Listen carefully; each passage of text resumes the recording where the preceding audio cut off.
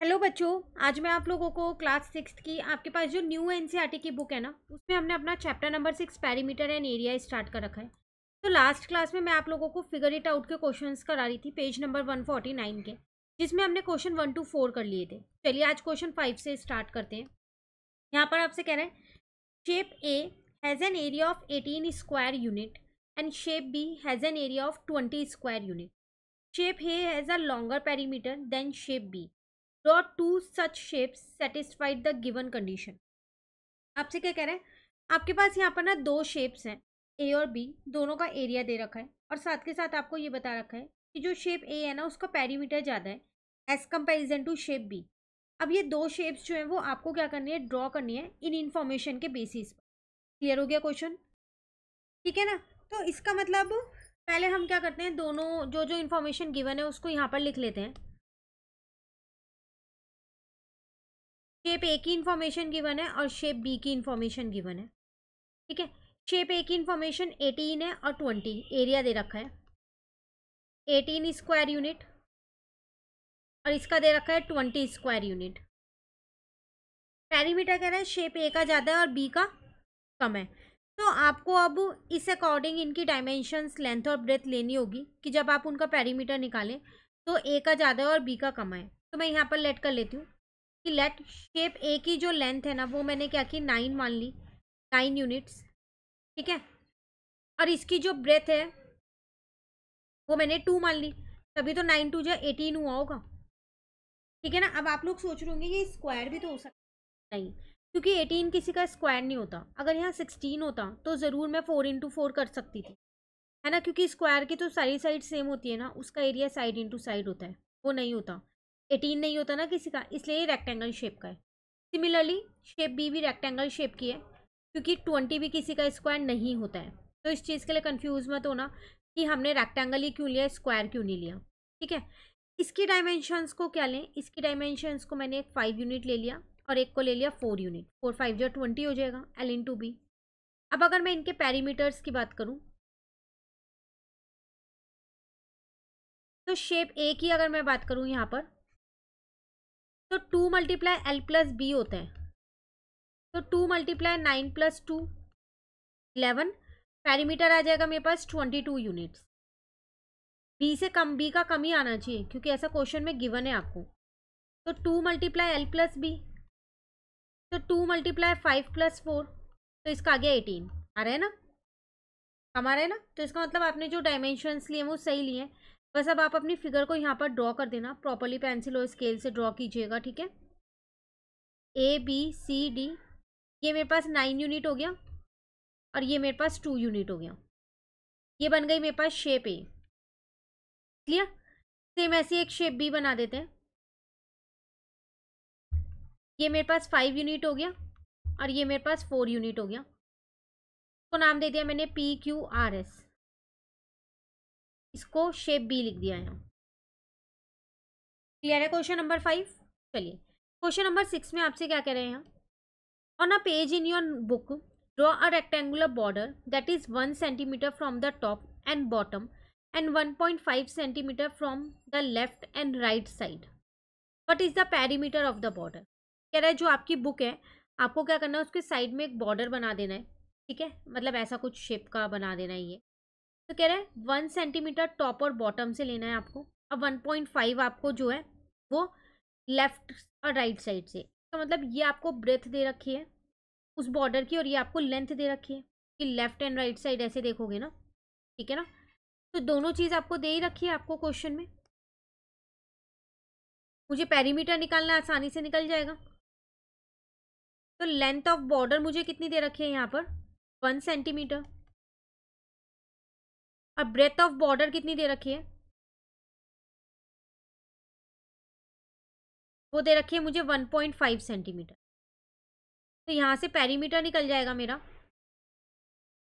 वो होता है मेरे पास 2 मल्टीप्लाई एल प्लस बी। तो 2 1 प्लस 1.5 हो गया। ठीक है ना।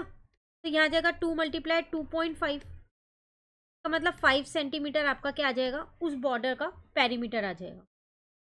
क्लियर। चलिए आते हैं क्वेश्चन नंबर 7 पे। कह रहा है draw a rectangle of size 12x8 unit. एक रेक्टेंगल बनाओ, ठीक है, जिसका साइज 12 और 8 हो, मतलब आपको उसकी लेंथ और ब्रेथ दे रखी है। Draw another rectangle inside it. अब इसके अंदर ही आपको एक और रेक्टेंगल बनाना है, मतलब आपने ये एक रेक्टेंगल बना रखा है, इसके अंदर ही आपको एक और रेक्टेंगल बनाना है। Without touching the outer rectangle that occupies exactly half the area. मतलब आपको बाहर वाला रेक्टेंगल टच नहीं करना, और जो अंदर वाला रेक्टेंगल है ना, वो उसका हाफ एरिया ऑक्यूपाई कर रहा है। तो पहली बात तो मुझे बाहर वाले रेक्टेंगल का एरिया ही नहीं पता कितना है। हाँ, उसकी डायमेंशंस पता है 12 और 8, तो उससे मैं पहले उसका एरिया निकालती हूँ। तो मैंने यहाँ निकाला एरिया ऑफ आउटर रेक्टेंगल, तो वो हो जाएगा L इंटू बी। इसका मतलब 12 इंटू में 8, 96 स्क्वायर यूनिट। अब अंदर वाला रेक्टेंगल इसका हाफ ले रहा है ना, तो वो भी निकाल लो। एरिया ऑफ इनर रेक्टेंगल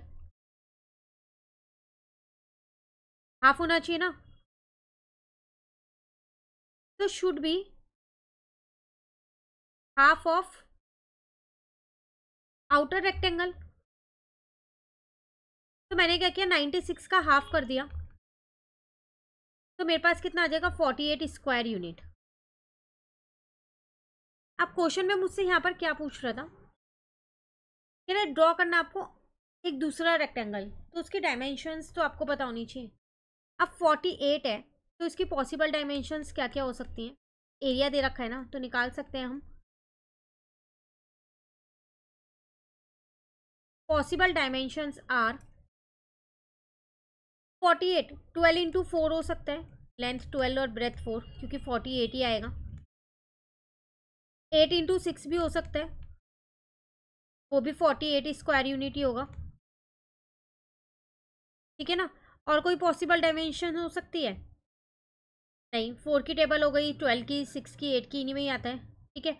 2 की टेबल में भी आता है, अगर हम यहाँ पर 2 पे देखें तो 2 की टेबल में अगर हम यहाँ पर देखेंगे तो 2 इंटू 24 हो जाएगा, वो पॉसिबल नहीं है, क्योंकि बाहर वाला रेक्टेंगल की डायमेंशन 12 इंटू 8 ऑलरेडी दे रखी है, अंदर वाला उससे छोटा है ना, तो वो तो फिर पॉसिबल नहीं होगा। तो इसका मतलब उसकी डायमेंशंस क्या होंगी, 8 इंटू 6 होगी, 12 इंटू 4 भी नहीं होगी, क्योंकि वो छोटा रेक्टेंगल है, उसके अंदर है ना। तो the correct dimensions are 8 into 6 unit, ठीक है ना। पता चला हमने 12 इंटू 4 क्यों नहीं लिया, क्योंकि बड़े वाले रेक्टेंगल की डायमेंशन 12 इंटू 8 है, तो छोटे वाले की 12 इंटू 4 तो हो नहीं सकती, वो उसके अंदर कैसे फिट होएगा फिर, ठीक है ना। चलिए, कंप्लीट हो गया हमारा ये वाला क्वेश्चन नंबर 7। एक लास्ट क्वेश्चन रह गया हमारे पास, क्वेश्चन नंबर 8 रह गया है, उसके बाद ये चैप्टर कंप्लीट है। क्या कह रहा है इसके अंदर आपसे, a square piece of paper is folded in half. आपने एक स्क्वायर पीस ऑफ पेपर लिया, कुछ ऐसा लिया होगा, इसको हाफ फोल्ड कर दिया है। The square is then cut into 2 rectangles. अब ये 2 रेक्टेंगल्स बन गए हैं along the fold, regardless of the size of the square one of the following statement is always true. Which statement is true here. इनमें से कौन सी statement true होगी वो आपको बताना है, ठीक है। The area of each rectangle is larger than the area of square. पहले में आपसे कह रहा है, ये जो 2 रेक्टेंगल है बने हैं, इनका एरिया इस पूरे स्क्वायर के एरिया से ज़्यादा होगा। क्यों, नहीं, ये तो गलत है, क्यों ज़्यादा होगा, स्क्वायर का एरिया जितना होगा उतना ही तो ये होगा, स्क्वायर में से ही तो बने ये 2 रेक्टेंगल्स, है ना, तो ये तो फॉल्स है। फिर आपसे यहाँ पर कह रहे हैं the perimeter of the square is greater than the perimeter of both the rectangle added together. कह रहा अगर आप पेरीमीटर ऑफ स्क्वायर देखोगे ना, तो वो दोनों रेक्टेंगल के पेरीमीटर से ज़्यादा होगा। ऐसा पॉसिबल हो सकता है, नहीं हो सकता। अगर आप इसकी डायमेंशंस जो है, मान लो आप 4 ले लो, 4 इंटू 4 इंटू 4 ले लिया, तो पेरीमीटर ऑफ स्क्वायर मेरे पास कितना आ जाएगा, 4 इंटू 4 16 आ जाएगा, ठीक है। अब अगर मैं पेरीमीटर ऑफ रेक्टेंगल की यहाँ पर बात करूँ, तो वो कितना होगा, ये हाफ 2 हो गई और ये 4, ठीक है। फॉर्मूला होता है 2 मल्टीप्लाई एल प्लस बी, तो यहाँ पर 6 आ जाएगा, तो 12 हो गया। दूसरे वाले का भी 12 होगा, तो उससे ज़्यादा आ रहा है, रेक्टेंगल का ज़्यादा आ रहा है, स्क्वायर का कम आ रहा है ना, तो इसका मतलब ये भी फॉल्स, ठीक है। फिर कह रहे हैं the perimeter of both the rectangle added together is always 1.5 the perimeter of square. Perimeter of square के जो रेक्टेंगल का पेरीमीटर होगा दोनों का, वो क्या होगा, हमेशा स्क्वायर के 1.5 टाइम होगा, मतलब 3/2 गुना होगा। तो निकाल के देख लो ना, आपने एक रेक्टेंगल का पेरीमीटर निकाल दिया था, यहाँ पर 12 आ रहा था, इसकी ब्रेथ जो है वो 2 थी, लेंथ जो है वो 4 थी, ठीक है। 2 + 4 6 × 2 12, तो टोटल पेरीमीटर कितना आ जाएगा,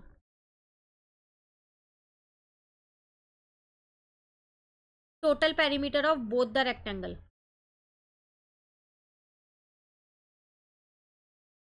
तो 12 + 12 हो जाएगा, तो कितना आ जाएगा, 24 स्क्वायर, 24 यूनिट आ जाएगा, और उसका आ रहा था आपके पास 16। तो अगर मैं 24 का 3/2 करूं, ठीक है। अच्छा, इसका पेरीमीटर जो है वो 16 नहीं होगा ना, 4 इंटू साइड होता है ना, हाँ 16 ही होगा, 4 × 4 16 ही तो होगा, है ना, ठीक है। अब आपसे कह रहा था पेरीमीटर जो है रेक्टेंगल का होगा, तो यहाँ पर रेक्टेंगल का पेरीमीटर निकालना है तो स्क्वायर का लिखेंगे ना, इसको इससे कट कर दिया, 8 8 3 × 24 आ रहा है ना, सेम आ रहा है, क्योंकि वो आपसे कह रहा था पेरीमीटर जो है दोनों रेक्टेंगल्स का वो किसके बराबर होगा, 3/2 टाइम्स होगा पेरीमीटर ऑफ स्क्वायर के। पेरीमीटर ऑफ स्क्वायर 16 था, उसका 3/2 24 ही आ रहा है, तो इसका मतलब ये वाली स्टेटमेंट मेरी ट्रू है, ठीक है। लास्ट वाली इसका मतलब फॉल्स ही है, क्योंकि उसमें बोला था एक स्टेटमेंट सही होगी। फिर भी देख लेते हैं क्या है, the area of square is always 3 times as large as the area of both the rectangles. Area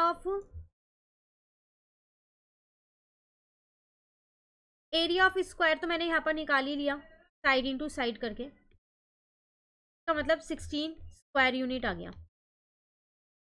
अब अगर मैं एरिया ऑफ रेक्टेंगल की बात करूं, होता है L × B, इसका मतलब 4 × 2 कितना आ जाएगा, 8 स्क्वायर यूनिट, दोनों का 8 8 आएगा, दूसरे का भी 8 ही आएगा, तो टोटल एरिया कितना आ जाएगा, total area of both the rectangle, तो वो हो जाएगा 8 + 8, दोनों का 8 8 है 16, ये तो दोनों का बराबर आ रहा है ना। लेकिन उसमें बोला था कि हमेशा 3 गुना ज़्यादा होगा, तो ये भी फॉल्स है आपके पास, क्लियर है। चलिए, तो आज हमारा ये चैप्टर होता है कंप्लीट, यहाँ पर हमने सारे क्वेश्चंस कर लिए हैं। फ्रैक्शन का चैप्टर साथ साथ अपलोड हो रहा है, ऑलमोस्ट वो भी अपलोड हो चुका है। अब इसके बाद कौन से चैप्टर की वीडियोस चाहिए जल्दी से कमेंट करके बता दीजिए, कि वीडियोस भी चैनल पे अपलोड होने स्टार्ट हो जाए। मिलते हैं नेक्स्ट क्लास में फ्रैक्शन वाले चैप्टर्स के साथ। Thank you.